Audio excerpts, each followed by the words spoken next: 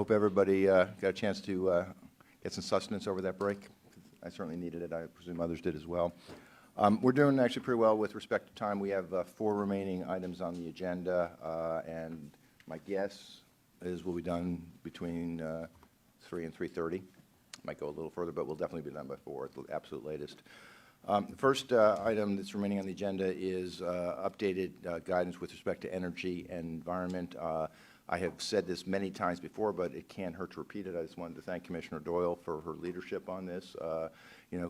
She constantly tells me that, she's not an expert on this subject. She's just, an old-fashioned municipal attorney that, doesn't know anything at all about technology or science or energy. That might have been true a while ago. It is certainly no longer the case, and she has really become quite the subject matter expert on this. But more importantly than that, just the energy that she's put into this, the time she's put into this, the passion and the leadership she's shown is just remarkable on this incredibly important topic. That being said, I'm going to turn it over to Commissioner Doyle and let her lead the conversation on this new guidance. Would you like me to click for you, or would you like to click for yourself? Oh, I think I can click for myself. This is technology we're talking about here. I know. Okay. I'm going to risk it. Okay.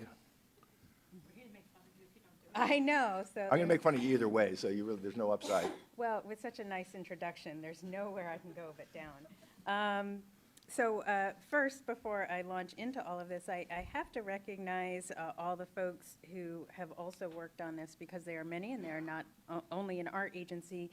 In the Executive Office of Energy and Environmental Affairs, General Counsel Tori Kim, as well as Maggie McCary in our own shop, Matt Giancola and Pauline Nguyen have really helped bring this to the point where we're at today, as well as the rest of the team in providing support for implementation of the guidelines that we're going to talk about in a minute and publish on our website. So, quick overview as to where in the licensing and compliance process the updated energy guidance are really going to make a difference.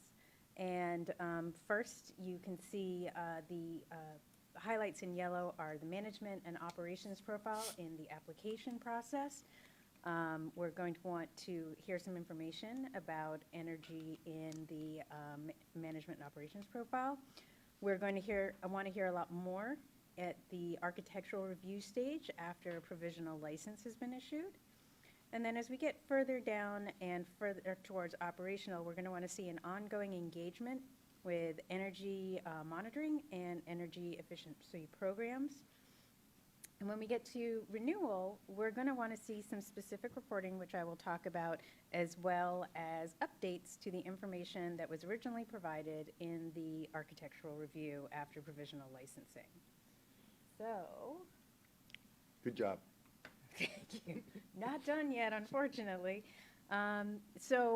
Just a quick reminder of all the preparation that went into this, and thank you to the Energy and Environmental Working Group that convened in June 2018 and met multiple times, accepted comment at listening sessions as well as in writing, and then met again to develop guidances and best management practices, some of which are already published and some of which we are going to discuss today, as well as the regulatory process that we just went through. So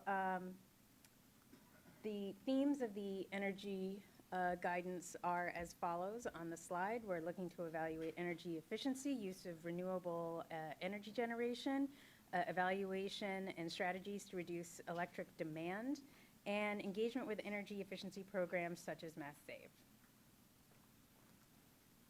So there's 2 guidances, a basic guidance that applies to everyone, and then an additional guidance that applies only to cultivation facilities, be it medical or adult.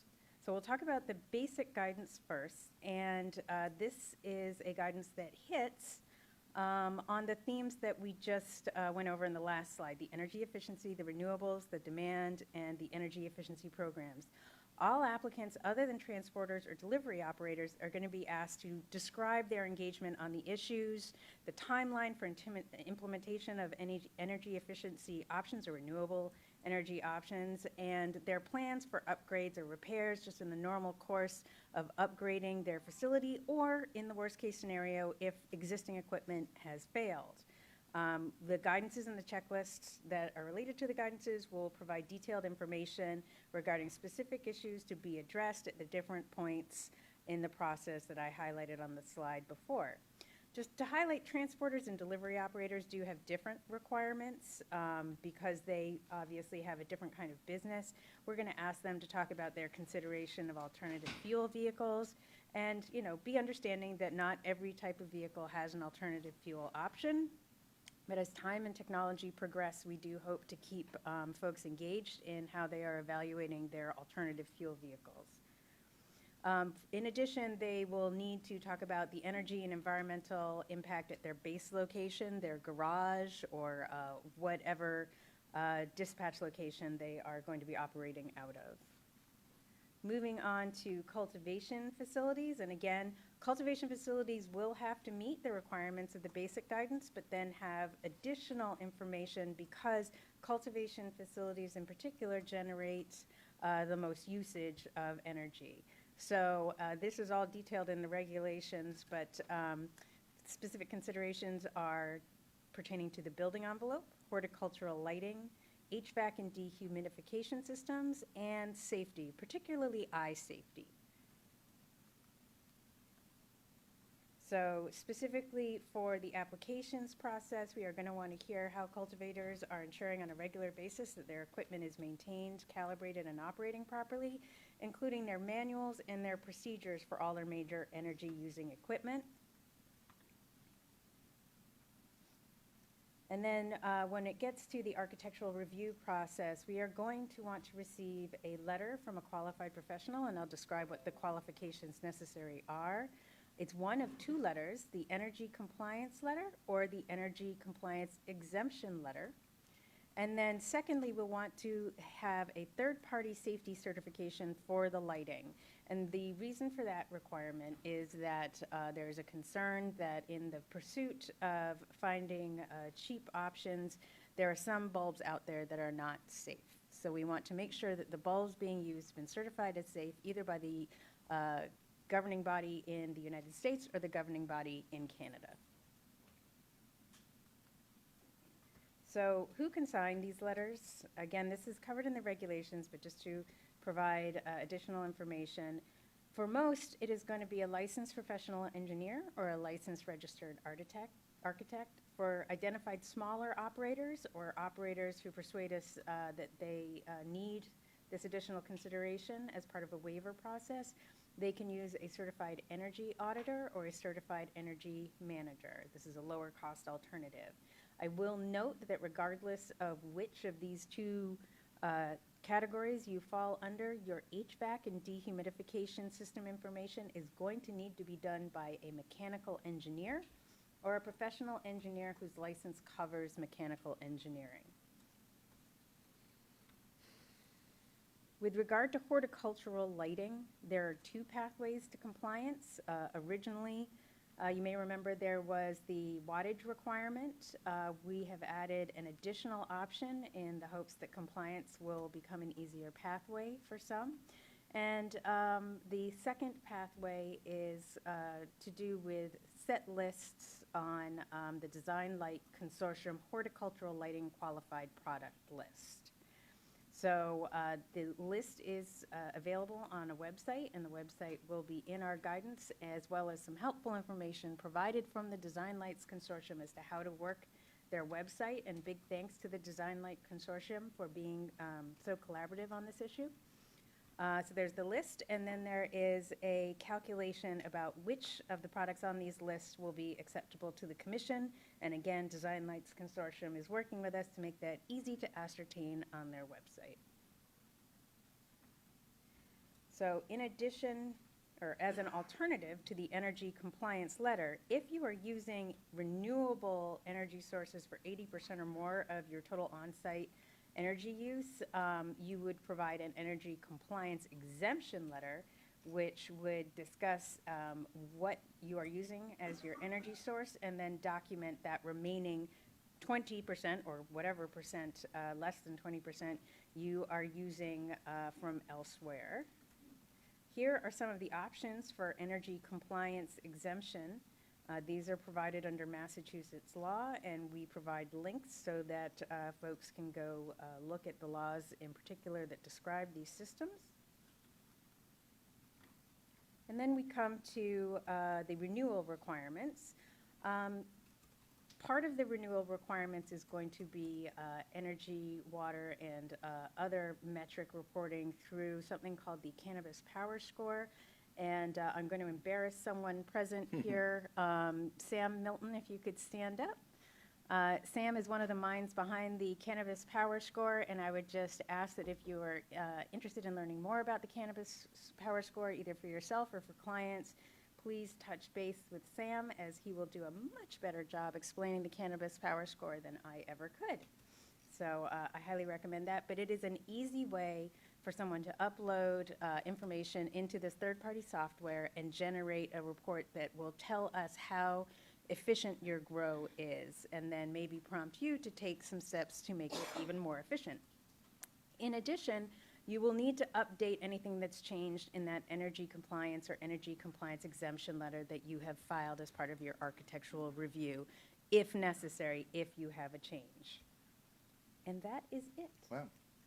Thank you very much, Commissioner Doyle. Again, my appreciation is true for, I'm sure, the rest of the Commission for your leadership and energy on this. Are there questions or comments, or do you want to pile on my lauding of Commissioner Doyle's virtues? Please don't. Just lots of accolades. Any other questions or comments? Thank right. you very much, Commissioner Doyle. You're welcome. Dr. Johnson, do we have everybody here that we need for the next agenda item? It did make sense.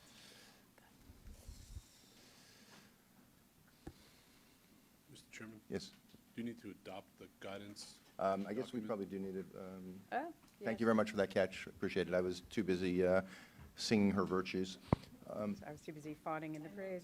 Thank you. Can I have a motion to adopt the guidance? Thank you. Can I have a second? All in favor? Aye. Let the record show that the Commission unanimously approved the guidance proposed by Commissioner Doyle. Thank you very much. Thank you. Thank you, Mr. Executive Director, for catching that. Dr. Johnson, are you introducing the next topic and our guests? Great. Well, first of all, thank you, Dr. Giesler and Dr. Whitehill, for being here today. I'll let Julie talk about your background and what you're going to be covering. But thank you very much for your help, both on this project as well as your participation today. Dr. you. Johnson. Thank you, Chairman. As we continue the important work of research at the Commission and think strategically about how to maximize resources to fulfill the required and pretty robust Chapter 55 research agenda in forthcoming years, the Research Department procured a State of the Data project. This project comprehensively assessed the scope of the data and data sets that are collected and maintained by Massachusetts state agencies, federal agencies, or that are commercially available and relevant to evaluating the impact of legalization in the Commonwealth with respect to cannabis use behavior and perceptions, public health and healthcare, public safety, criminal justice, education, economics, and environment. So with that, I'm happy to introduce Drs. Jennifer Whitehill and Kimberly Geschler, who will be presenting this research report. Dr. Jennifer Whitehill is an assistant professor in the Department of Health Promotion and Policy at the University of Massachusetts Amherst. She is injury prevention researcher who studies cannabis policy and injury outcomes. Dr. Kimberly Geschler is an assistant professor of health policy and management at the University of Massachusetts School of Public Health and Health Sciences. She is a health economist and health services researcher, and her research focuses on access and care quality for vulnerable populations. Thank you. Thank you, Dr. Johnson. Does that work okay? All right. I think, yeah, just be a little closer to it if you could, please. Thank you, Dr. Johnson. Can we hear her in the back? Go ahead. Thank you. That's all right. Thank you, Dr. Johnson, Director Collins, Chairman Hoffman, Commissioners Title, Flanagan, Doyle, and McBride for your time and attention this afternoon. My team has worked in collaboration with the Commission's Research Department, and we are pleased to present our special report entitled Evaluating the Impact of Cannabis Legalization in Massachusetts, State of the Data. I'll start with this text from Chapter 55, Section 17A of the 2017 Act to Ensure Safe Access to Marijuana. It outlines the research agenda to be undertaken by the Cannabis Control Commission. The Commission's Research Department has previously presented and released analyses and findings related to several of the areas but also has noted the extent and comprehensiveness of available data in all of those areas was unknown. My team collaborated with Dr. Johnson and her team to identify and assess data sources available in the Commonwealth that can be used towards fulfillment of the enumerated items in the research agenda. Additional topics were added in addition to what's in 17A. Our contract also included supporting the research department in procuring several data sources for analysis. I also want to talk about terminology for a minute for the report and in this presentation. We will use the word cannabis when referring to products derived from the cannabis plant. However, the word marijuana is used in legislation, in survey items, and in some data sources, so we will use that term when quoting from legislation or surveys. Here you see the overall structure of our report. This presentation will generally follow the same format. First, we will describe the purpose and methods used. Then the bulk of the report consists of 9 sections. 8 sections address a topic included in the Section 17A research mandate. We also included a section on data for monitoring energy use related to cannabis cultivation to support the Commission's fulfillment of Chapter 55, Section 78A and B regarding energy standards and the working group recommendations. We end with our conclusions regarding the overall state of the data and next steps needed that would help the Commission to best fulfill its research mandate and ensure that we have the best evidence on which to make ongoing regulatory decisions. This slide summarizes our purpose. We sought to help inform the Commission by identifying relevant sources of cannabis-related data from government and publicly available sources, describing key limitations, and raising considerations and suggestions for additional data collection that may be needed. There were 3 main steps to our process. The first was data identification. To do this, we reviewed government reports and websites and the peer-reviewed literature. We drew upon our academic expertise, and we contacted relevant government agencies to ask about whether they maintain data relevant to our purpose. The second step was data assessment. For each potentially useful data source, we determined its utility for monitoring cannabis-related trends. Specifically, we evaluated the extent to which the data is representative of the Massachusetts population. We assessed whether cannabis-related measures were present in the data and any limitations to those measures. We determined how far back in time the relevant data go, and we identified the process and any associated costs for obtaining the data. And the final step was reporting, which involves synthesizing the information and summarizing the data sources, limitations, and considerations in our report that we are presenting to you now. I'm going to turn it over to Dr. Geisler to present the first 2 sections of the report. Thank you. The first area we assessed was the patterns of use, methods of consumption, sources of purchase, and general perceptions of marijuana. The law describes 3 population groups of interest, so we focused on these: minors, particularly adolescents, college and university students, and adults. We judged survey data to be the best type of existing data for monitoring cannabis use, patterns, and perceptions over time. We identified 7 surveys that may be useful in this area. 3 were national surveys with an indicator that allows Massachusetts estimates to be created. And for our purposes, we define national surveys as ones where Massachusetts can be compared to other states or the nation on the specific items of interest. There were also 4 surveys collected by Massachusetts agencies that are of interest. The specific survey data that can be used in this area are shown here, although we will not describe each in detail. More data are available to measure the prevalence of cannabis use, but methods of use and other agenda items are less available in survey data over time. The overall takeaway is that no one data source addresses all of the research agenda items in this area. A combination of sources will need to be analyzed to address all of the agenda items. The Massachusetts Marijuana Baseline Health Study is a particularly informative source on some questions that are not addressed in other surveys, but was a one-time survey and is not an ongoing source of data over time. As these surveys often contain sensitive information, using many of them requires an application process and expertise in the use and interpretation of results. We identified several limitations to the data in this area. They are listed here. I'll highlight a few now and mention a few others on the next slide. First, we note that the national surveys generally do not allow estimation for smaller geographic areas such as counties. This can be a problem even in state surveys. Second, Massachusetts does not have an ongoing survey that assesses modes of cannabis consumption, such as smoking, vaping, and consuming edibles. Third, existing population-based surveys do not distinguish between CBD and THC products. Our overall assessment of the data in the area of cannabis use patterns and perceptions is that cannabis use, age of first use, and perceptions of use can be reasonably well measured for the three populations of interest: youth, college students, and adult cohorts. However, there remain key limitations of the data in terms of the timing of data availability, the ability to use these data sources to examine specific subpopulations of interest, for example, populations living near dispensaries or pregnant women, and in measuring all research agenda items in this area. So our key considerations in this area relate to collecting additional data. Potential data collection efforts that could be particularly efficient include an extension of the Massachusetts Marijuana Baseline Health Study and/or adding additional questions to existing surveys conducted jointly by state and federal agencies. These considerations are in line with what other states with legal cannabis have done to improve their ability to monitor impacts of legalization. As there are a large number of complex surveys in this area that will need to be used to monitor all of the agenda items for each population, I'll use this opportunity to point out the need to engage external experts in the use of these data sources. The next area that we examined was data pertaining to hospitalizations and use of healthcare services related to cannabis. In the area of healthcare utilization and the impact on the state health system, we identified and assessed both survey data and administrative data. Administrative data are those data collected as part of existing processes such as hospital records and health insurance claims. We identified 5 surveys that asked items about both cannabis and healthcare utilization.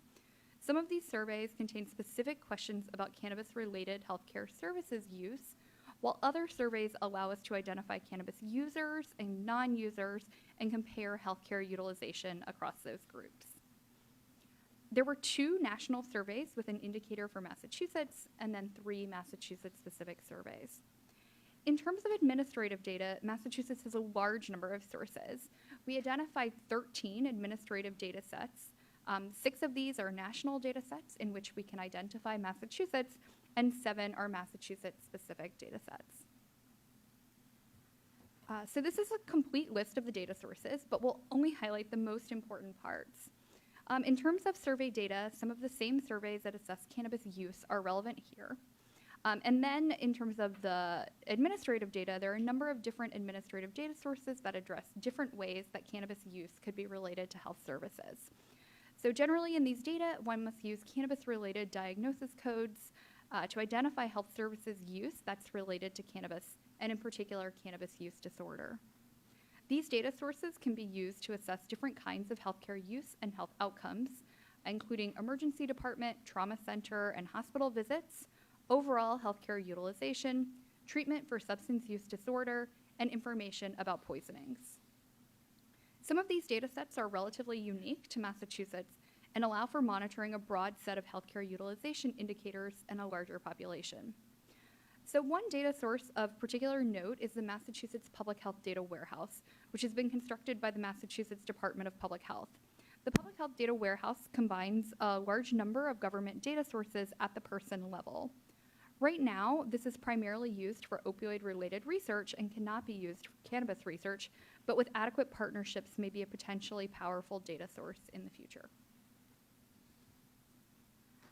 The main limitations of these data to evaluate the Commission's research agenda items in this area are, first, small sample sizes in survey data useful for capturing self-reported hospital and emergency department use for cannabis.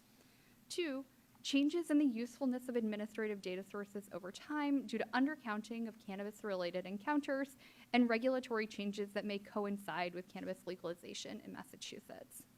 So understanding these limitations for the use of the data are important in selecting and analyzing data.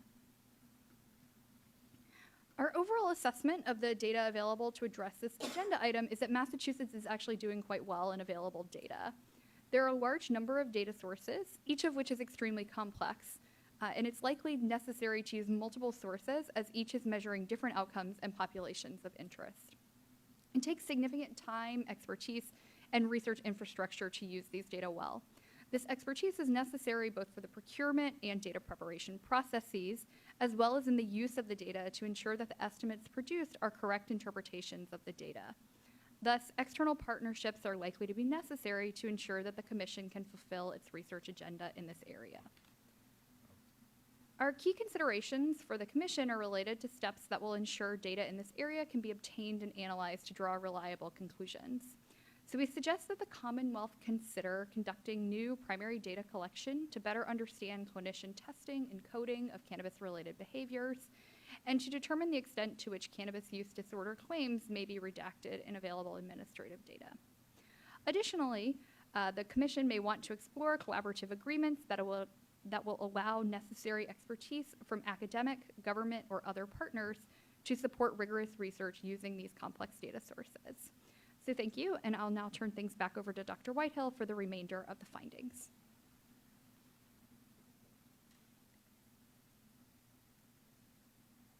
The next area that we'll talk about from the research agenda pertains to incidents of impaired driving. Before describing our findings in this area, I want to make an important note about our methods for this section that is also a key limitation. As I think many of you know, measurement of driving impairment due to cannabis in non-experimental settings is an ongoing methodological challenge. The presence of THC alone in a driver's blood, oral fluid, or urine does not mean that the person was impaired by the psychoactive effects of cannabis at the time of driving. In recognition of this challenge, it is more accurate to say that we assess the availability of data that could address cannabis exposure before driving in the data sources that utilize some kind of biological measurement. Survey data, in contrast, typically has questions about whether or not someone has driven under the influence of cannabis, which is subject to individual interpretations and may not be the same thing as being impaired.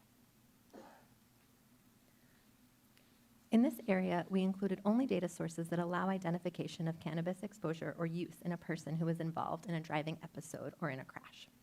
We identified 3 administrative data sets and 5 surveys that may be useful. Here is a listing of the data sources we deemed relevant here. We do not have time to discuss each one, but I will summarize by saying there are administrative data sets that could be examined to identify incidents of cannabis exposure among drivers, and those include a national fatal crash data set. This contains information on whether drivers in fatal crashes tested positive for THC or other cannabinoids. The Massachusetts Trauma Registry has information on persons with severe injury, including drug screening results and diagnosis codes. And Massachusetts Drug Recognition Expert Data, or DRE data, covers law enforcement assessment when drug-impaired driving was suspected and a DRE evaluation was conducted. We also found 5 surveys with questions pertaining to cannabis use and driving. There are many limitations in this area, and I'll mention a few key ones. In addition to the big one we already mentioned regarding testing for cannabinoids and indicating impairment. First, even though we have good database for all fatal crashes, only deceased drivers are tested at high rates. Drivers who survive a crash that kills someone else have low testing rates that preclude reliable estimation. Second, in the trauma registry, positive drug screening results may predominantly come from urine drug screening, which indicates cannabis exposure in approximately the past month. Third, the forms used by police in Massachusetts to report crashes do not collect information specific to cannabis. Because of that, we did not list them as a data source for monitoring cannabis and driving, although we describe them a bit in the report. Our overall assessment is that incidents of cannabis-impaired driving cannot be well tracked in Massachusetts at present. We are limited to measuring cannabis exposure in drivers killed in fatal crashes, drivers seriously injured and treated as trauma patients, drivers evaluated by drug recognition experts. There are also several surveys that assess self-reported driving under the influence of cannabis, and each of these data sources has some significant limitations. So in this area, many of the steps needed to address those data limitations would require action by the legislature or other government agencies. But from the perspective of the Commission's research mandate and limitations notwithstanding, we suggest that the Commonwealth monitor the presence of THC in crash-injured drivers for both fatal and non-fatal collisions, consider changing police crash report forms to include cannabis-specific items, and consider changing how OUI data are tracked to allow monitoring of OUI cannabis incidents. We encourage the Commonwealth to consider survey data collection and to invest in research towards having reliable tests or combination of tests for impairment. We also refer interested individuals to the report released by the Commission's Research Department in this topic in January 2019.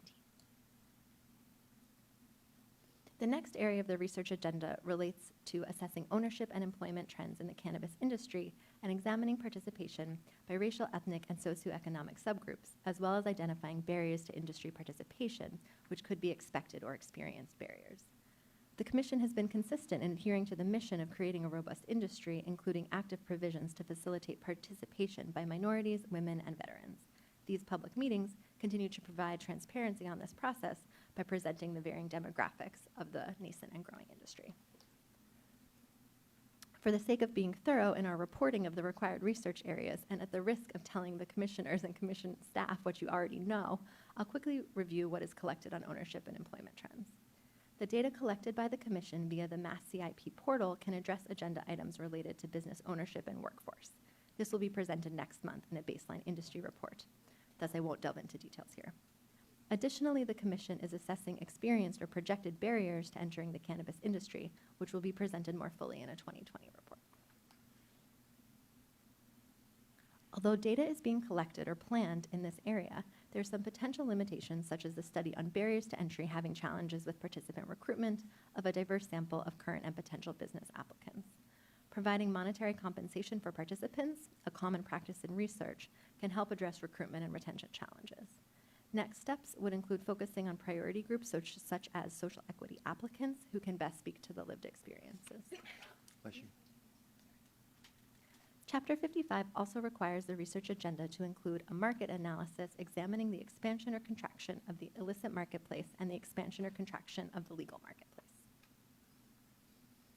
The Commission compiles data on the legal cannabis market via the seed-to-sale tracking system that includes agent registration, applications and licensing, and sales and product distribution.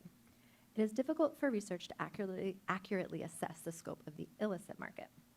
Some of the key data sources as used by researchers in this area include law enforcement data on seizures of cannabis and surveys that ask about cannabis use behavior and what individuals pay for cannabis products, as well as cannabis pricing websites. All of these data have notable limitations, and this is an area of active ongoing research, especially in other states that have legalized cannabis for adult use. There are also companies that provide proprietary business analytics for the cannabis industry. To summarize some limitations and key considerations in this area, we note that the Commission collects detailed supply-side information on the legal cannabis market. Some existing demand-side information can come from crowdsourcing and private firms, but the reliability of those data are unknown at present. In the future, demand-based information will become available through a partnership on the International Cannabis Study, which assesses varying impacts in both US and Canadian samples. This study will provide data on where survey participants are accessing their products.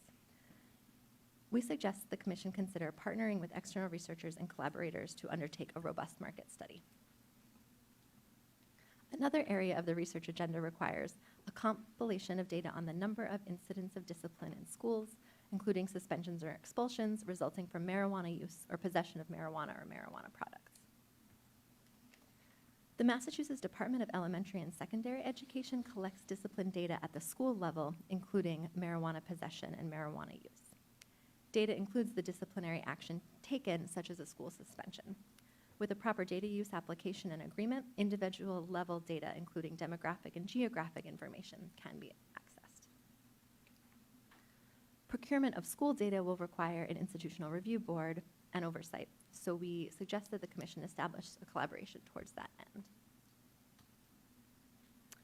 The legislation also requires a compilation of data on the number of civil penalties, arrests, prosecutions, incarcerations, and sanctions imposed for violations of Chapter 94C for possession, distribution, or trafficking of marijuana and marijuana products, as well as specific demographic factors for the persons charged. Unfortunately, a lot of this data isn't systematically collected, and if collected, it may not be accessible or comparable across data collection mechanisms. So to set the stage in this area, I want to borrow a slide that you may be familiar with from past presentations by the Commission's Research Department. For more on this topic, please see their April 2019 report. But I will briefly review some of the data sources in this area that were previously analyzed by the Commission and mention some additional sources. As background then, and as you know, Chapter 94C is a Massachusetts law that categorizes drugs, drug violations, and the punishments for violations. Here you see an overview of the types of offenses included. Chapter 94C categorizes cannabis as a Class D drug and outlines limits and consequences for trafficking, distribution, as well as civil and criminal possession. Keeping that in mind, we examined the available data and found that all of the data used to monitor criminal justice encounters related to Chapter 94C violations are administrative data compiled by law enforcement for their own purposes.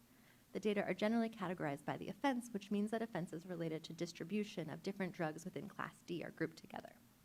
This is a pervasive issue throughout the data from the criminal justice system, but that said, we identified one national data set and 4 state-level data sources. We also note that municipal-level law enforcement data are relevant here, but it was beyond the scope of our project to contact individual cities and towns. So here we summarize a few types of data available in this area. Arrests are tracked in a national law enforcement database maintained by the FBI called NIBRS. NIBRS data were previously analyzed and reported on by the Commission's research department. Most municipalities report their data to NIBRS with some notable exceptions, including the Boston Police Department. The state police also compile information on arrests. Sentencing information is compiled by the Massachusetts Executive Office of the Trial Court, and the Massachusetts Department of Correction maintains information on incarcerations, including length of sentences, length of time served, conditions of release, such as being released on parole or probation. It is important to note when thinking about this incarceration data that because of changes in cannabis policy, many individuals with cannabis-related sentences would serve time in county-level houses of correction, which means each county has its own data and own data access process. In terms of limitations, as noted previously, Class D offenses group together cannabis and several other drugs, so manual case review may be necessary to understand cannabis-specific offenses. And there is no centralized data source for citations or fines paid for cannabis possession civil offenses. In summary, arrest sentences and incarceration related to cannabis are tracked by various agencies in Massachusetts. The way that cannabis is classified with other drugs is a challenge. In this area, we suggest partnership with state agencies to access data, and we also suggest that the Commission, in partnership with the Executive Office of Public Safety and Security, consider a mechanism to monitor civil penalties for cannabis possession, including tracking demographic information. The final aspect of the Chapter 55 agenda that we will briefly touch upon here is the requirement to monitor the economic and fiscal impacts of cannabis legalization. Economic evaluation requires highly specialized research skills, and assessment of the available data is a part of actually building a model, which was out of the scope for this project. Many data sources are brought together for such a model. All of the sections of this report can help inform such an analysis by enumerating many data sources and their limitations. We do wish to highlight just a few things in terms of history, limitations, and considerations. First, the marijuana baseline health study included a model of state-level economic impacts, but a new economic model incorporating updated information will be necessary now that retail sales have begun. Second, data on the municipal level may be more difficult to collect. We also considered available data on energy due to the Commission's interest in assessing the Commonwealth's ability to meet Chapter 55, Section 78. While we focused on electricity, this section of the law is much broader and merits additional attention. We identified 4 sources of electricity data, but our assessment revealed that none of these sources in their current form are granular enough to assess the impacts of legalization on energy use. Data would need to come from electricity suppliers. In Massachusetts, there are 4 electric companies and 40 municipal light plants. These are regulated differently and thus have different potential avenues for making data available. Overall, we were not able to find any source of data that would be usable in its current form. The real issue with each of the data sources in the energy sector is that they do not contain data at a local level, and state-level data are likely not to be granular enough to detect potential changes from the cannabis industry. Our primary suggestion is in line with what the Commissioner, with Commissioner Doyle's guidance, is already beginning to implement, which is to consider the collection of electricity use information from legal cultivators. This has evolved during our time of preparing the report, but our understanding is that the most recently updated regulations will require submission of electricity and water usage data to the Commission upon license renewal. This will likely be a very useful data source in the future.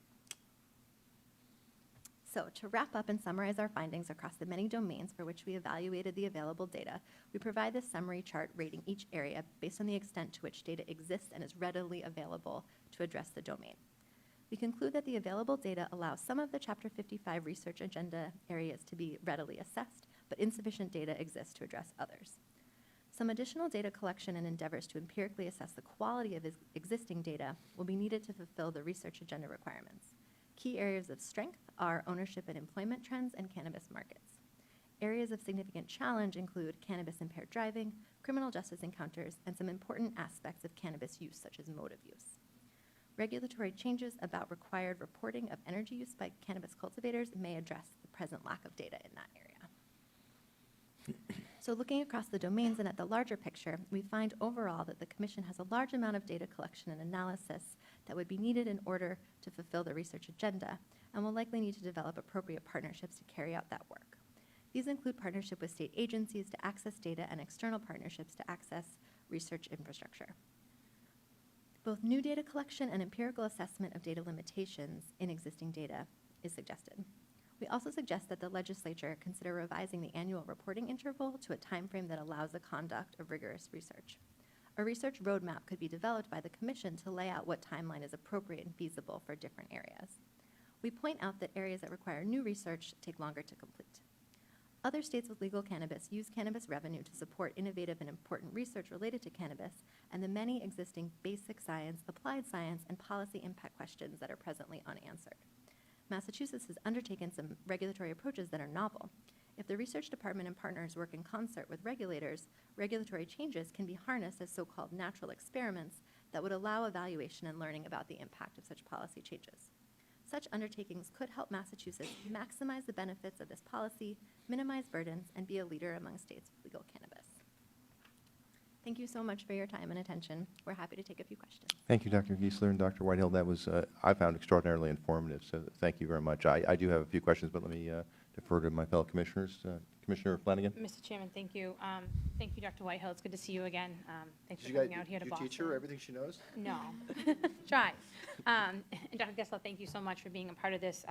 I think it's always important when we can partner with our public universities, especially to talk about data and the health effects of what we have here for legalization.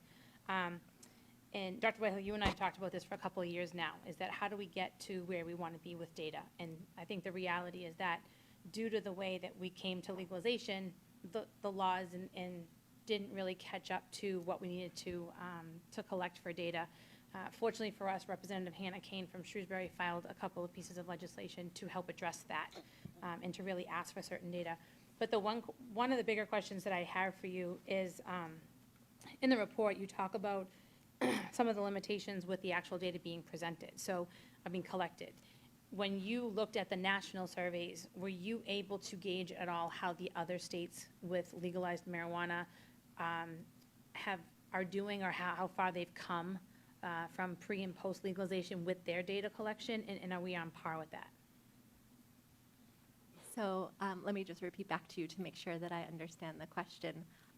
It was out of the scope of this project to look at the potential differences in what's happening in other states, Okay. but we did look at, and from some outside expertise, some familiarity with what other states have done to, for example, add some questions to some of their ongoing big public health surveys, specifically to be able to assess certain cannabis-related indicators. So I could certainly provide some follow-up information about that. This assessment was limited to what do we have here in Massachusetts, but yeah, I'd be happy to follow up a little bit if you want some more information about, for example, what Colorado has done or some of the other states. No, I appreciate that. I think it's important for me, as a public health appointee, to see where we were and how far we've come in data collection. And I'm interested about the states that had come before us. Was there actions that had to be taken for them to really increase their data collections, and in what areas they did?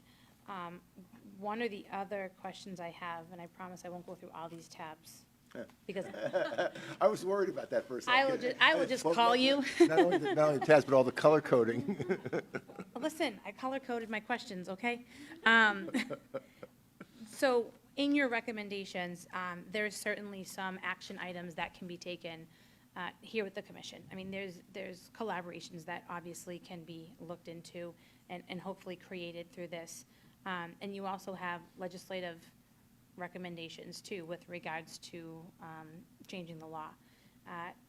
have you ever had conversations with legislators or with someone in authority to actually change the laws and to sort of put this on the forefront, or is this the first time?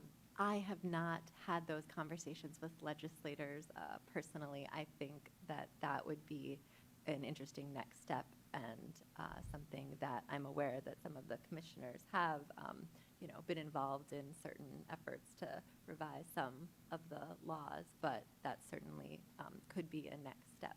Okay, I can help you. My one I would last hope. question is, when you talk about the effects on our health system, and you have the trauma report, and you have the ED visits report, the one thing that I didn't see there, and it literally could be because we don't track it, is there any data that talks about 911 calls? Because we all know that when the ambulance gets there, they have a right of refusal. They don't need to be transported to a hospital, but they might have felt so incapacitated or so endangered that they called 911. Is that something that you see as being tracked? Because I think it's important to note that as a trend of, if you feel you're in trouble and you can call 911, but when they get there, you might say, yeah, I overreacted, or I feel better, and you'll never end up on that ED report. Yeah, I think that's a great point. I'm just going to confer here with my other expert in this area.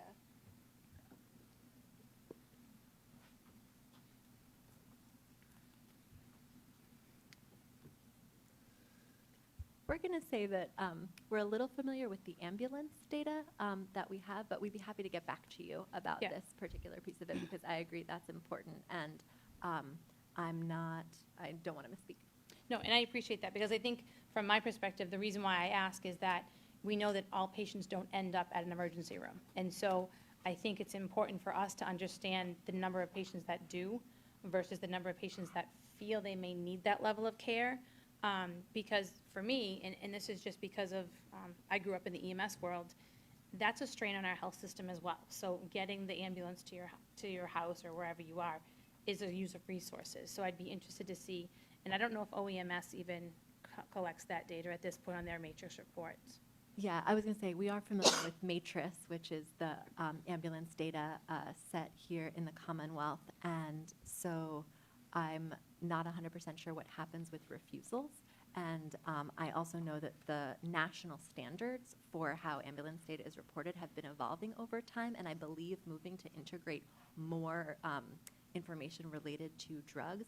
But as you know, in certain areas, sometimes all drugs are lumped together, and so you can't necessarily separate out what was a cannabis-related call from something else. So I think it's an important thing to keep looking at. Yeah, and about a year ago, I talked to OEMS with regards to the fact that they have sort of a Narcan/opiate piece on the matrix report, but there's nothing else. And given the fact that there's a multitude of drugs, not just cannabis, it would be interesting to see them incorporate that when they redo their matrix report. So, but thank you so much. I really appreciate all your work. I won't take up any more time, Mr. Chairman, I promise. No, I think this is an incredibly important topic, so I'm certainly not trying to cut anybody, including yourself, short. I can go visit Dr. Whitehill. Again, I'm going to hold my questions till last, but any other questions or comments? Commissioner Doyle? Thank you, Mr. Chairman. Again, thank you, and thank you for your tolerance and understanding of my questions previously on all things energy and environmental. And I really do appreciate you highlighting what we're trying to do on the collection of data that side. And I pledge to you my support in advocating for data collections, not only in that area, but in the other areas that you have highlighted in your report. Because I do agree, it's difficult and frustrating, especially where the data is there but not centralized and accessible. So I support you, and thank you very much for your work on this. Commissioner McBride? And I'm just going to echo the appreciation of my colleagues. And I think that this, again, affirms what we learned from what Dr. Johnson presented earlier in the year, I think particularly as it pertains to issues like impaired driving, where there's this real huge gap in just information that's available. And so drawing conclusions without that information is very difficult to do one way or the other. And so driving towards a place where we can obtain that information and do it in a consistent way is extraordinarily important. And I think we have some opportunities now, but I think that that's going to be an ongoing process, and it's something that's critically important, because to make assertions that because the data isn't there, it shows one thing is very dangerous. I think also the other, it's really interesting because the two pieces that I have most interest in are the ones where there doesn't seem to be a lot of information available. The scale of the illicit market and trying to collect information there. And so I would be very interested in exploring a little bit more what our options are in trying to get our arms around what that market looks like. And I know that it's a place where other states who have gone before us have done work, but a lot of that work has been done fairly recently. And so it has taken them a while to get there. I don't want to wait too long for us to get there. I want to try to explore that now. So thank you. Mr. Channel? Thank you so much, doctors. Your expertise and your objectivity and all of the work that you put in really comes across and shines, so I appreciate it very much. I have two questions, actually two questions on ownership trends and then one question on emergency room data. So it was great to see on ownership trends that it was green, and I really appreciate the research team's work on that. Especially given that that's probably out of all the areas, the one that we have looked at first, so people are really looking to our data on it. So you said that monetary compensation would be helpful. Can the research department put together what a standard budget would be for that? And are we discussing that in the context of the barriers to entry study?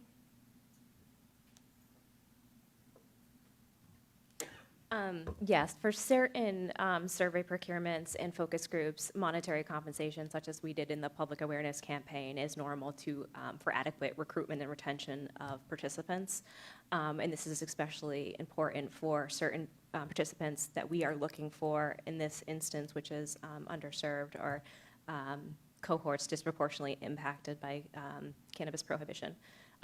This is an ongoing conversation internally, and I would definitely be happy to talk about it, but yes, we are having those conversations, so to be further discussed. Thank you. And then my other question is, this is kind of a dumb question, but in the report it says that the demographic data is limited because it's self-identified. I assume there's no feasible alternative to that, but just making sure. You're thinking about that in terms of the industry participation data? Yes. Okay. And then, so in terms of emergency room data,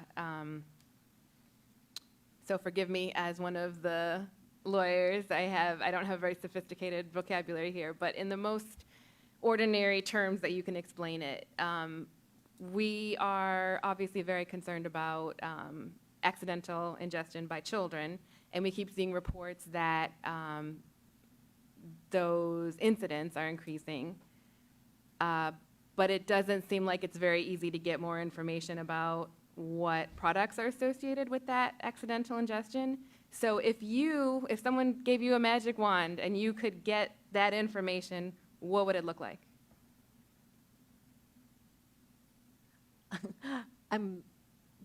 I might suggest looking at a recent paper that I published, which is like, I totally wasn't planning for this to be an opportunity for self-promotion. I planted that. That's fine. I do feel like maybe that was a little bit of a setup. And so let me think about this. Yes, the data that comes through the Regional Poison Center does now the poison data allows for looking at product type, so we can differentiate whether it was an edible product or there's a whole lot of codes in that data, an extract-related concentrate or extract-related product, dried plant or plant material. So that is there. If the interest is in something even more specific than that, like specifically which brand or which product, I am not aware that that is being tracked, but I have had some conversations with my colleagues in emergency medicine about ways to potentially add capture of that data to some different existing databases. it seems like in this day and age, technological capabilities would exist to take a picture of a label or probe a little bit more deeply, but I think that would be something that that needs to be set up to make that happen. It doesn't exist in the current areas, but it's something that potentially in partnership with the hospitals or certainly the Poison Center could be thought about asking for cannabis codes. So I didn't actually realize you were an expert on it. That was organic. Sure. That wasn't the pre-planned setup? I know, it was almost too perfect. So just the category of edible, I feel like for our purposes wouldn't be very helpful if we wanted to know like flavors or shapes or something about it that was attractive. So the conversations to track those attributes are in progress? Yeah, and I think there have been some conversations potentially between some folks here at the commission and some emergency department researchers and sort of looking around because I was not actually on that phone call, but it's something that could be pursued. Thank you. And I agree that that would be great. I'd like to just jump in there, and I think that this is an opportunity, or one of the things that we have talked about in the past is creating a database. That, we've talked about this a few times, right, and trying to get that together so that it may not be that we have to add something to some other database. We may have a database that we eventually can make available to a number of different entities, hospitals and others, and be collaborating with them, and they can be using the information that we are sourcing and communicating with us about what they're seeing. Thanks. That's my plug. Thank you. Anything else for? I have a question around economic modeling, which you mentioned that might be actually more directly addressed to Dr. Johnson, or might be better addressed offline. I'm fine with that. But piling on to what Commissioner McBride said about her interest in the illicit market, I have the same interest and the same sense of urgency that she has. But I also have a strong interest in trying to model and understand how we can impact the size of the illicit market.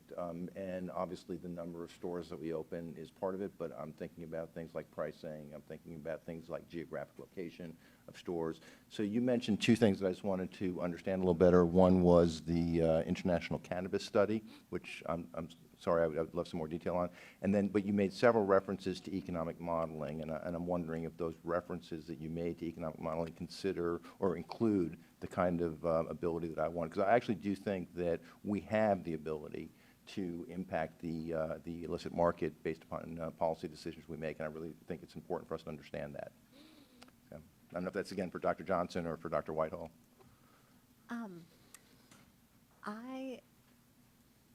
I guess what I can add, and I do think it would be nice for Dr. Johnson to talk a little bit more about the specific study, the international cannabis study, but there are some other states that, as Commissioner McBride mentioned, could be looked to for examples of how these data on the illicit market can be obtained.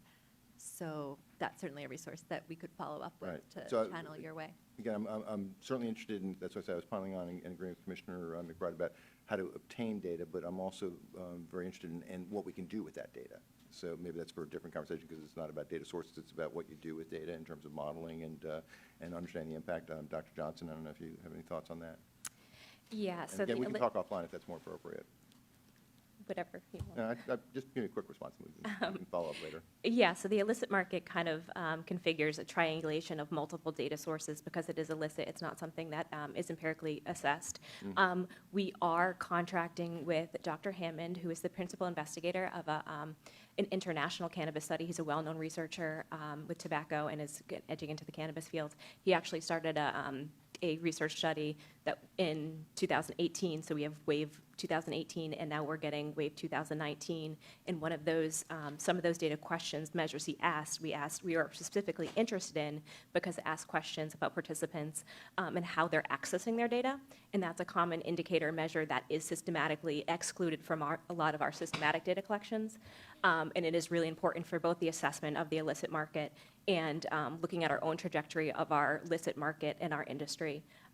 Next month, hopefully next month, knock on not wood, the industry report will be coming out, and we did again, a comprehensive review of the literature, both peer and gray literature, about how other researchers have done this and kind of this illicit versus licit market analyses, but it does include more modeling and more in-depth modeling, economic projections. Yes. Okay, thank you. Other questions? Mr. Chairman, I want to thank Samantha, who's in the back, who Sure. isn't sitting up front, but does a lot of work for the research department. And really my appreciation for, Dr. Whitehill, Dr. Gessler, and our research team, because I think this is an important place to start, and this sort of helps us get answers to some of the questions that we have moving forward when it comes to policy discussions. So we really appreciate the hard work and that you're digging deeply into this. Thank you, Doctor, and Doctor. Thank you very much. And Samantha, thank you as well. Really appreciate this. Could I get the clicker back, please? I'm sorry. I'm really possessive about this clicker. It makes me very insecure when I don't have it in my hand. Thank you.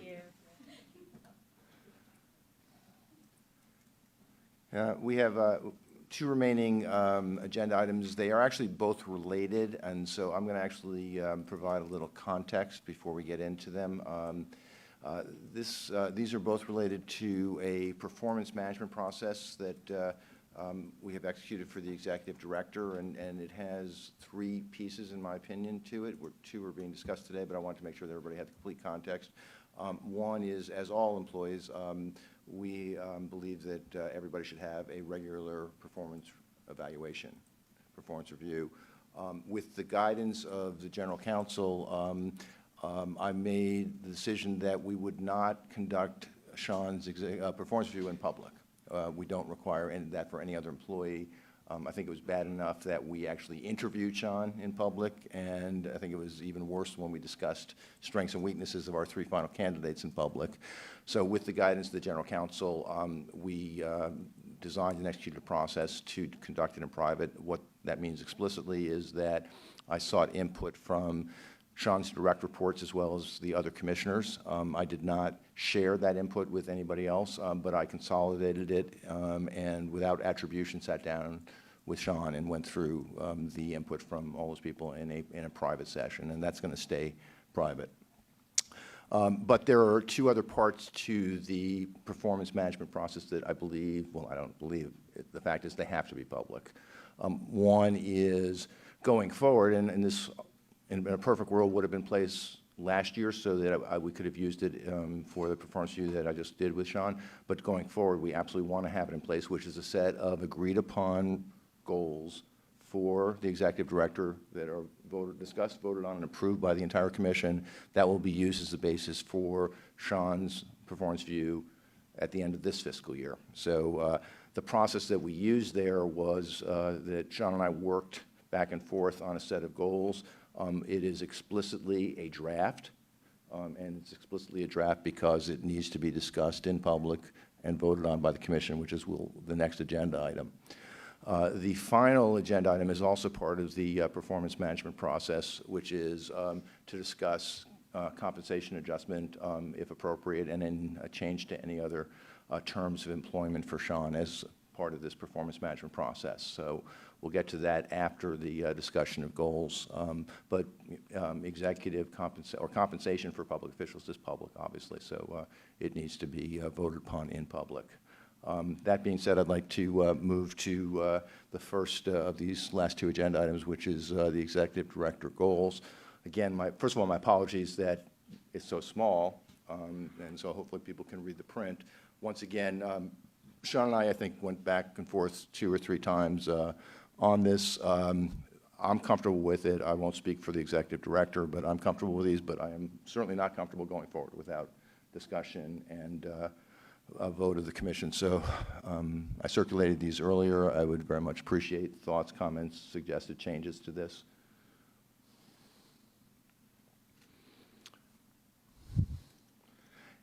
And I'm sorry, let me leave it there. Commissioner Flanagan, were you? I don't mean to put you on the spot. Okay. I think first and foremost, what I would like to do is, while we talk about the goals, and some of these are pretty straightforward, and express my appreciation for the work that's happened so far. I think the fact that I'm about to have my 5th office in 2 years shows that we've gone from nothing to where we are going to be in a couple of weeks. And I think that along the way, a lot of these goals already had to be addressed, and a lot of them have been put into practice. I think there's, for me, when we talk about improving efficiency in the licensing process, to me, that takes staff. And we cannot fit one more body upstairs on the 13th or 19th floor. So I think for some of these, while I will agree with some of them, I think they'll be better judged when we get, or when we get to Worcester and we're settled. So I think that, for me, I mean, The intent, the intention No. is to make the judgment at the end of right. this fiscal year, so not, certainly not immediately. And But I think for me, I think that judgment needs to start from today. I just Yeah. think that, we're 2 years into this, and we probably should have done this last year, like you said. So I think overall, I agree with these. I do think that some of them, for instance, our handbook needs to be done by a department, and that department needs to come through. And obviously, Sean's oversight of that is going to be important, but I think this is a good place to start. thank you. Other comments or suggestions? And I'm also, even though I was able to circulate these ahead of time, if there's more time required to think these through, we can come back again. But Commissioner McBride? I'm just going to echo what Commissioner Flanagan said. A lot of these goals strike me as things that require a team effort. Now, understanding that, we have a captain of the ship, but we also have several first mates, and everyone needs to be kind of pulling together. So I think that as far as, goals for being able to efficiently, delegate to those first mates, those responsibilities, and carry them forward, I think that is, a goal that is attainable. But I guess I want to make it clear in looking at these goals that these are I think in no way are these all to be shouldered. I want to make it very clear, and I think we all understand this. They're not all to be shouldered by our executive director, who has done the monumental task of getting this agency up and running, make sure that the trains are running on time every day, and brings his all every day he comes to this job. And also on days he doesn't come to his job, weekends, et cetera. So I guess I just want to, in looking at these, I think that these are goals that are important to put out there, but I'm going to echo a little bit of what Commissioner Flanagan said, in that there are important pieces here that require a lot of people to come into the mix on this, and I just want to kind of make sure that we're remembering that as we're kind of trudging along. There are other pieces that have to come into play here. It's not about just setting goals. We do need bodies, as Commissioner Flanagan said. We do need to be settled in a permanent space that provides us with a forum to be able to put all of this into play. Okay, I thank you. I have a few things I'd like to say in response to that, and this is going to reflect. I apologize, but this is going to reflect my private sector experience probably more than my 2 years of government experience. One is obviously these require staff. Two is that I believe, and I hope the executive director would agree with this, that what should happen after we agree on whether these goals are a modified version of these goals, they should cascade down to Sean's direct reports and from there to the next level. Clearly, the purpose of starting at this executive director level is to say, we know the organization needs to support this. Now let's make these into goals that specifically address what people on the staff have to do. Third is, while there's no question that Sean needs additional help to do any of these things, at the end of the day, he is the executive director, and my private sector experience would say that if you're the CEO, you have goals, you can't do any, it's even worse being a CEO than being executive director. You can't do anything by yourself. You need staff, but that does not stop a board of directors from giving a CEO goals. So I think that these goals are important. I absolutely understand they need staff to implement them. I believe the best approach, in my opinion, is to use these to cascade down to the next level of staff. But I guess, and the final thing, and I'm not going to put the executive director too much on the spot. More than he is right now. Well, I don't think he's on the spot at all right now, but in, again, my private sector experience, this process only works if the executive director or whomever the, the person we're talking about is, if they agree to the goals. So I would not want to say we're going to just put together a set of goals, whether these or others. This has got to be a collaborative process with Sean, where Sean says, yeah, I accept these goals. So I think he needs to have a say in this. I'm not going to put him on the spot right now and say, do you agree? But I think that before these get finalized, Sean has to be explicitly engaged in the process to say, I agree with these goals. So I don't know if that addresses the concerns that you and Commissioner Flanagan raised, but that's certainly the way I think about the concerns. Commissioner Title. What a mortifying process. I'm so sorry. This is so ridiculous. I'm sorry we have to do this, but we have to do this. Okay, so process question. I don't understand, so I just want to clarify. Is Sean's input already reflected in the goals? Yeah. Oh, it is. Yeah. Okay. Sean and I worked on this. I don't know, Sean. We went back and forth 2 or 3 times. So yeah, but I'm not going to put him on the. I'm not going to put him on the hook and say, do you agree with all these goals? But we worked on these. This is a mutual document. You can. Is that coming next? What? I'm No, just confused this is about a like mutual- when this Sean's agreement to this goals Yeah, this is comes mutually in the derived process. goals. Sean, why don't you comment on your perspective on this? I appreciate the sympathy for the process.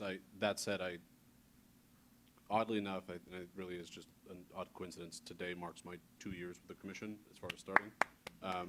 So Applause allowed. it's been a long 2 years.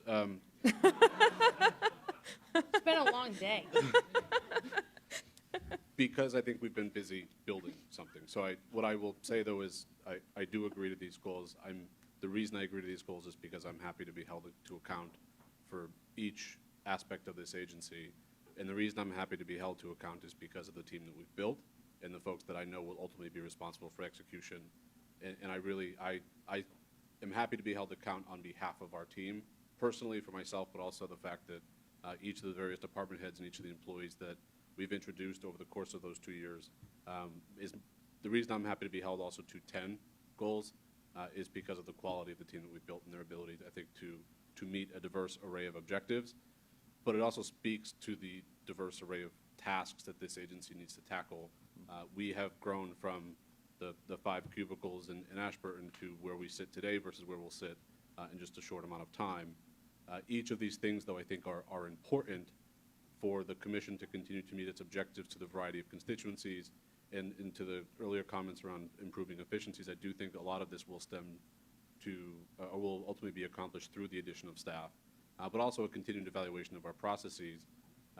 And again, I think I'm happy to be held to account because of my confidence in the folks that I would get to work with and their abilities and their skills. So I realize it is awkward, it's very strange, but I think also that I'd like to give them, the staff that I get to work with every day, more direction and more, I guess, to try to harness a lot of those tasks and challenges. So my intention with these goals really would be to then meet with them and say, these are now our goals. Right. And again, I intend to sit before you next year and be held accountable for these. So I appreciate that. I just want to make one more comment, then I know you have quite a follow-up question. Again, in I was going to say the real world, that's pejorative, in the world that I'm familiar with, more familiar with than the government.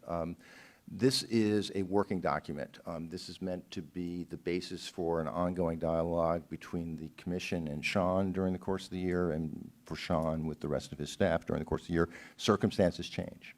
And so, I'm not suggesting that willy-nilly we change goals partway through the year, but I am suggesting that we have an ongoing conversation. And if circumstances change and one of these either become unattainable or irrelevant, we certainly have the flexibility to have a conversation in public to do that. So I just want you to know that, at least in my perspective, this is meant to be a working document, but not something that we just change every week.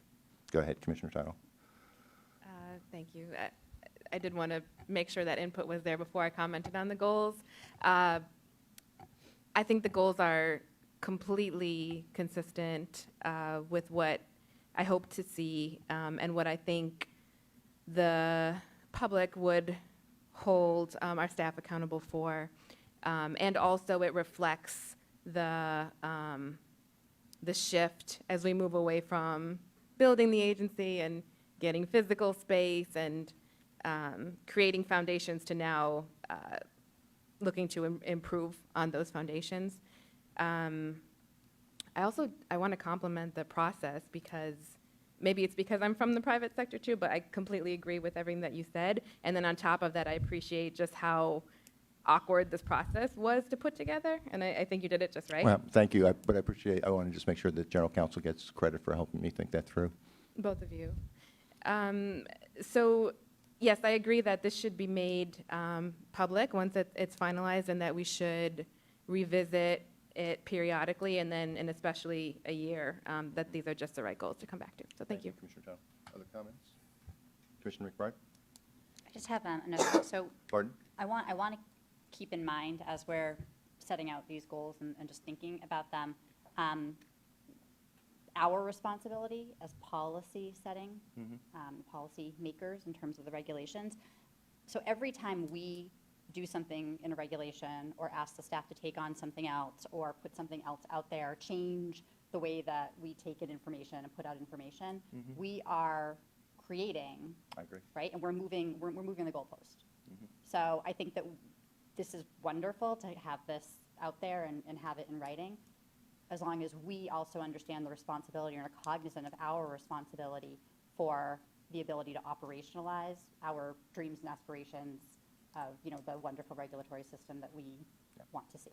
Yeah, as usual, you've just been far more articulate than I was, but that's what I meant by, this is a living document. It's meant to be an ongoing document to the extent that we put something on the executive director's plate and say, this is more important than the other things that you're doing currently. We need to make sure the goals change to reflect that. So we do have the exact responsibility that you just articulated. I completely commit to that.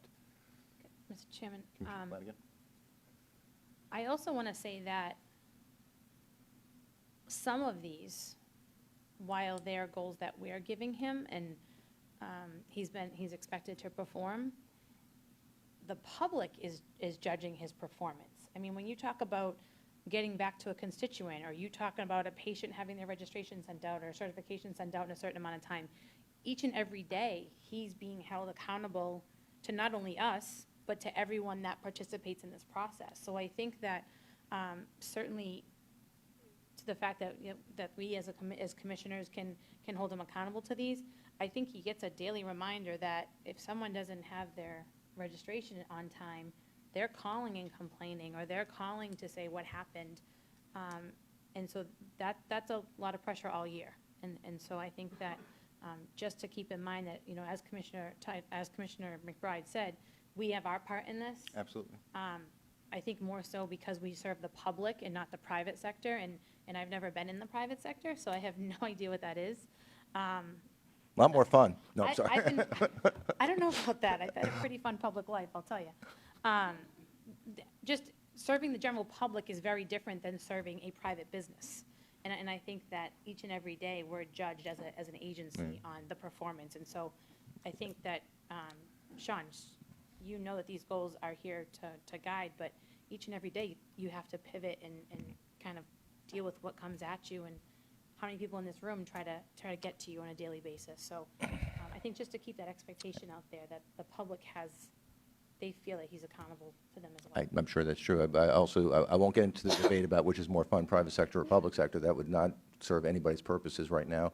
But I will say in the private sector, while it's not every citizen of the state, you have external constituencies to whom you are responsible, that you hear from on a regular basis. And oftentimes it's not just words, they vote with their feet. So yeah, I respect what you said and I agree with it, but it's also true in the private sector. Commissioner Doyle.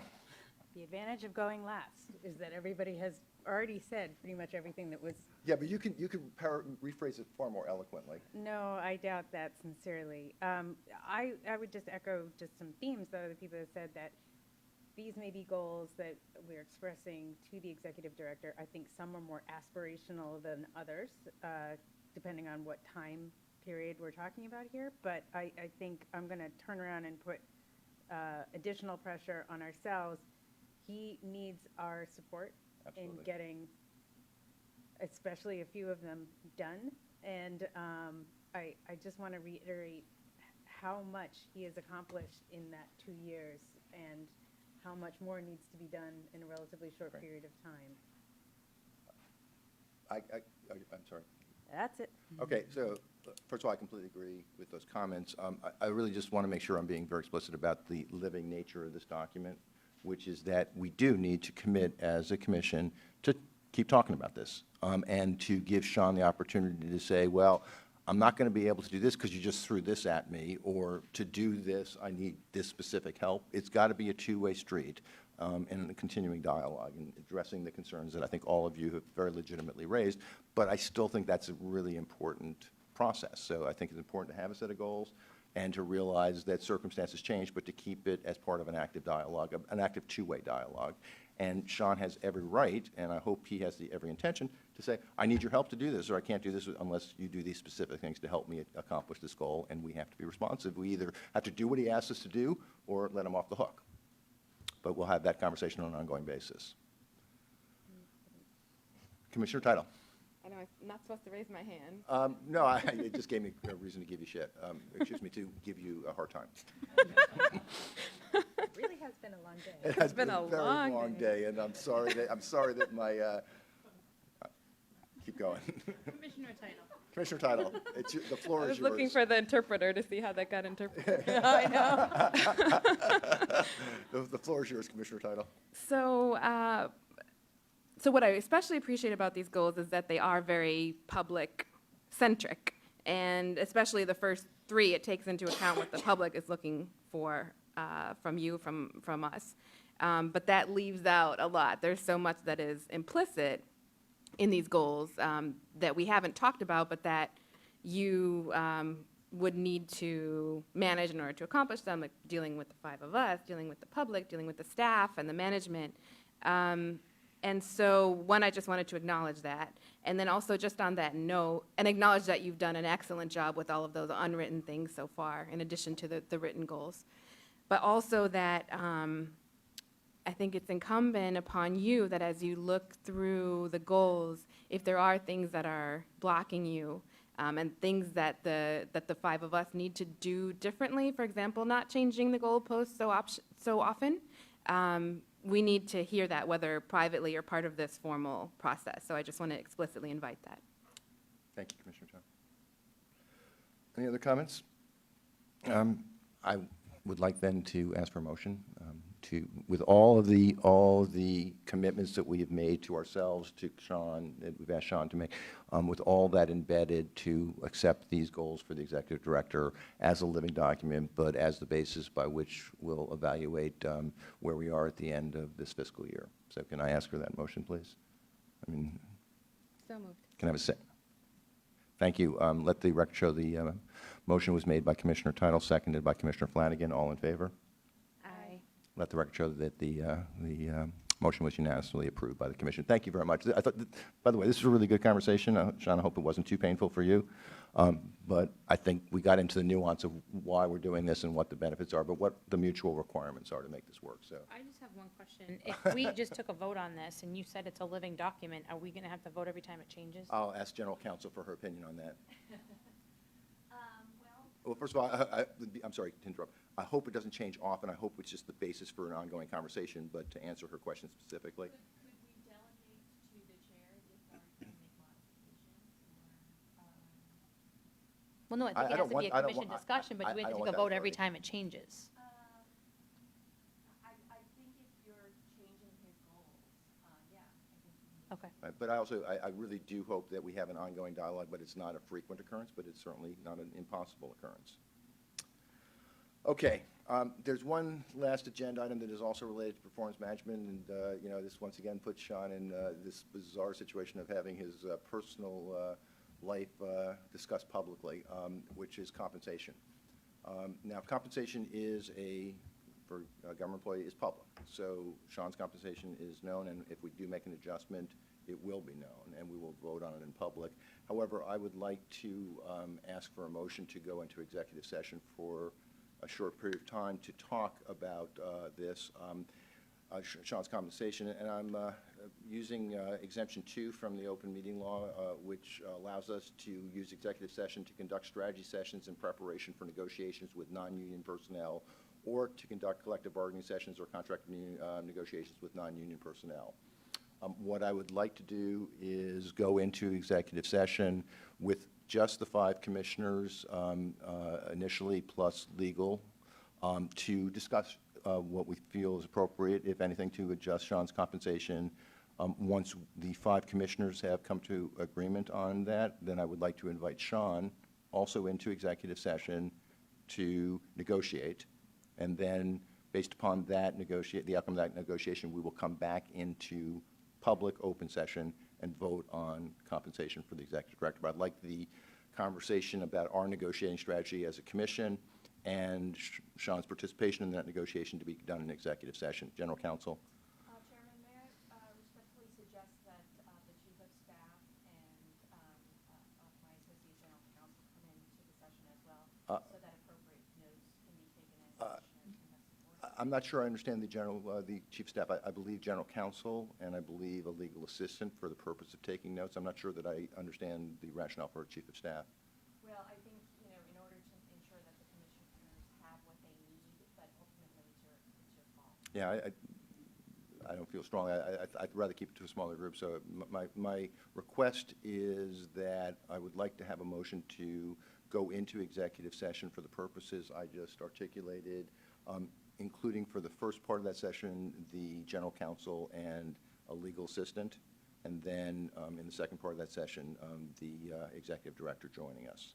So can I have that motion? And just before I'm sorry, my intent would be, once we are done with executive session, to reconvene in public section to take a vote on compensation for the executive director and adjourn after that. So can I have that motion, please? So moved. You have a second? Second. So let the record show Commissioner McBride made the motion, seconded by Commissioner Doyle. All in favor? I think it has to be a roll call vote. Oh, I think this has to be a roll call. Thank you very much. Commissioner McBride? Aye. Commissioner Doyle? Aye. Commissioner Hoffman, aye. Commissioner Flanagan? Aye. Commissioner Title? Aye. Thank you. We are in executive session, but we will reconvene in public session to have a vote on compensation and to adjourn. We're doing the executive session in the back conference room in our office on 13th.